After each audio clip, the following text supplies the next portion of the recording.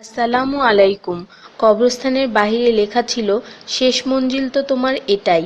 আসতে না আসতেই তো জীবনটা কেটে গেল। কি পেলে তুমি এই দুনিয়া থেকে? কিছুই না। দেখতে দেখতে সবাই তোমাকে ছেড়ে চলে গেল। কবরের ডাক। তুমি কি কখনো আমায় মনে করেছিলে? তাহলে শুনো, আমার মধ্যে গহীন অন্ধকার, নামাজের আলো সাথে নিয়ে এসো। আমার মধ্যে অস্বস্তি বিদ্যমান, তাই কোরআন তেলাওয়াত সাথে নিয়ে এসো। আমার মধ্যে আছে বিষাক্ত পোকামাকড়, সাপ বিচ্ছু, তাই সাথে করে রাসূল সাল্লাল্লাহু ও আহলে বায়তের প্রেম নিয়ে এসো। আমার মধ্যে আছে আগুন, তাই খোদাভীতির শীতল পানি নিয়ে এসো। মেসেজটি নিজের মোবাইলে সংরক্ষিত কন্টাক্টের সব মুসলিম ভাই বোনদের সেন্ড করুন।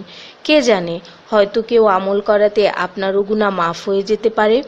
ঈমানের পর যার নামাজ উত্তম তার জীবন উত্তম, যার জীবন উত্তম তার মৃত্যু উত্তম, যার মৃত্যু উত্তম তার কবর উত্তম, যার কবর উত্তম তার আখিরাত উত্তম, যার আখিরাত উত্তম তার জন্য জান্নাত নিশ্চিত। সো ডোন্ট মিস নামাজ। সোয়াবের জন্য হলেও অন্ততপক্ষে একজন বন্ধুকে তো অবশ্যই এই মেসেজটি সেন্ড করুন। আল্লাহ আমাদের উপর সন্তুষ্ট হন, আমিন। ৫ জায়গায় হাসাহাসি করা সাধারণ গুনার চেয়ে ২৫ গুণ অন্যায়। ১. কবরস্থানে। ২. জানাজার পিছনে। ৩. কোনো মজলিসে। ৪. কোরআন তেলাওয়াতের সময়। ৫. মসজিদে। শুধু একবার কাউকে পাঠান, অনেক মানুষ এসব গুনাহ করা থেকে বেঁচে যাবে। একা আছেন, আল্লাহকে স্মরণ করুন। কষ্টে আছেন, মুহাম্মদ ও আলে মুহাম্মদের উপর দরুদ পড়ুন। মন খারাপ থাকলে ইয়া হাইয়্যু ইয়া কাইয়্যুমও পড়ুন। টেনশনে থাকলে ইয়া রাহিমও পড়ুন। ফ্রি থাকলে মেসেজটি ফরওয়ার্ড করুন। হে আল্লাহ, আমার উপর এবং তোমার নবীর উম্মতের সকল সদস্যদের উপর তোমার রহমত বর্ষণ করো, আমিন। তথ্য: আপনি কি জানেন পবিত্র কোরআন শুনলে ক্যান্সার হয় না? আর যদি ক্যান্সার সেল শরীরে থেকেও থাকে তাহলে তাও মারা যায়। দীর্ঘ সময় ধরে আল্লাহকে সেজদা দিলে জ্ঞান ও বুদ্ধিশক্তি বাড়ে। মাথা ব্যথার সমস্যা হয় না। চুল পড়া দূর হয়ে যায়। এই মেসেজটি ফরওয়ার্ড করতে শয়তান আপনাকে বাধা দিবে, কিন্তু আপনি এটা হতে দিবেন না। আর সব কন্ট্রাক্ট নাম্বারে সেন্ড করে দিন।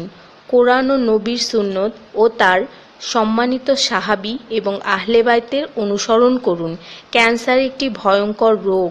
অনেক মানুষ আছে যারা নিজেরাই এটাকে দাওয়াত দিয়ে নিয়ে আসে। ছোট অথচ সাধারণ কিছু পদক্ষেপ গ্রহণ করলেই এই রোগ থেকে বাঁচা যায়। বেশিরভাগ মানুষ খাবারের পরপরই পানি পান করে নেয়। খাবারের পর পানি পান করলে রক্তে বিদ্যমান ক্যান্সারের জীবাণু থেকে তৈরি হওয়া ক্যান্সার সেলগুলোকে অক্সিজেন সরবরাহ করে।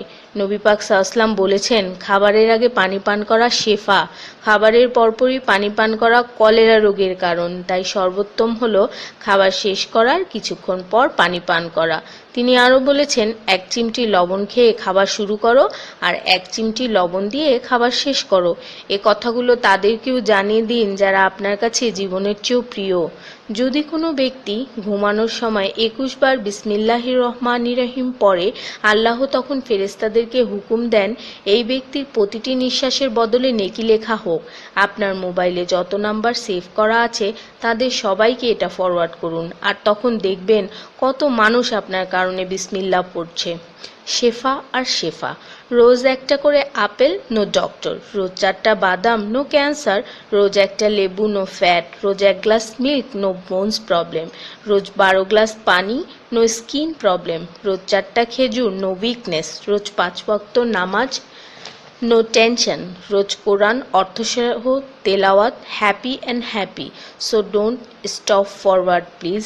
স্কিনের জন্য অজুর পানি, হার্টের জন্য কোরআন তেলাওয়াত, স্বাস্থ্যের জন্য নামাজ, আর খুশি থাকার জন্য আল্লাহর জিকির করুন। জেনে রাখবেন, ভালো কথা প্রচার করা সৎকার সমতুল্য, সাথে 30 লাখ নেকি